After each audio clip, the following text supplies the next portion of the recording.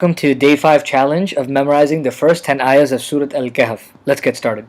So previously we memorized up until the end of this ayah, ayah number 4. So now what we're going to do is we're going to start to the next page. However, one thing I want to stress before is I want to point your attention towards this lock right here. Many times if you're trying to mark a mistake or you're trying to, touch something, the pages might be a little bit sensitive, so they might accidentally go towards the next page. No worries. What you can do is you can click on this lock. When you click on the lock, what happens is that it prevents me from going to the next page if I swipe, or even to the previous page.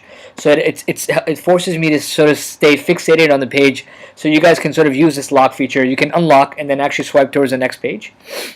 Now we're going to start a lesson from here, ma lahum, and what I want you to do is continue to use the chunking feature, and I would like for you to memorize up until li'abaihim right here. So your memorization lesson will end right here. You can use the chunking feature, you can use the hand feature as well too, and memorize up until li'abaihim.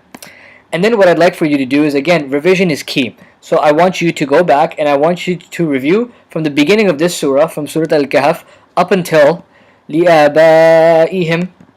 And inevitably you guys will make mistakes, so the key is to mark your mistakes and try to perfect them whenever you're coming across a mistake. So for example, I come across this right here, shadidan min ladunhu, but this time I actually say it correctly. I can update my mistake by double tapping on the word and clicking on unmarked mistake. So unmarked mistake is right here. You click on unmarked mistake and the mistake it goes away because the count was 0. If the count was 2 and I pressed unmarked mistake, the mistake count would go down to 1.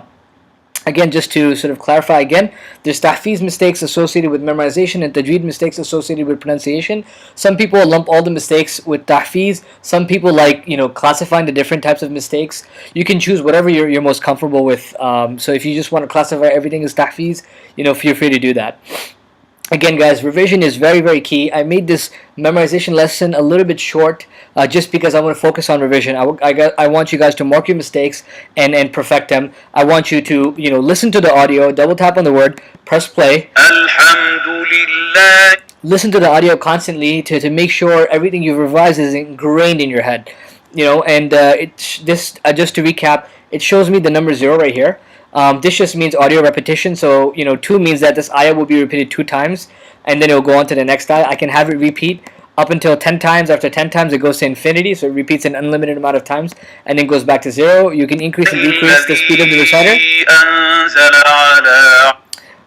So that's what I wanted to show you. Last thing I wanted to show you real quick is the record feature. So this is the menu bar. The third icon right here has a record symbol, and now what you can do is you can actually record yourself, listen to yourself, and track mistakes as well. So for example, if I press here, I can say Alhamdulillahi alladhi anzala ala abdihi al-kitaba wa lam yaj'al lahu iwaja.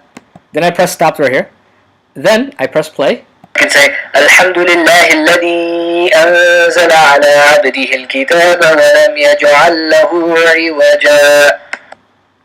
So this is sort of, you can sort of record your own recitation, listen to yourself, and track mistakes. I want you guys to use this record feature and record yourself from the beginning of the surah up until whatever you've memorized, and constantly listen to yourself and perfect everything. Great job, guys, so far. I'm really excited about your progress. Inshallah, looking forward to launching the day 6 video as well. Assalamu alaikum.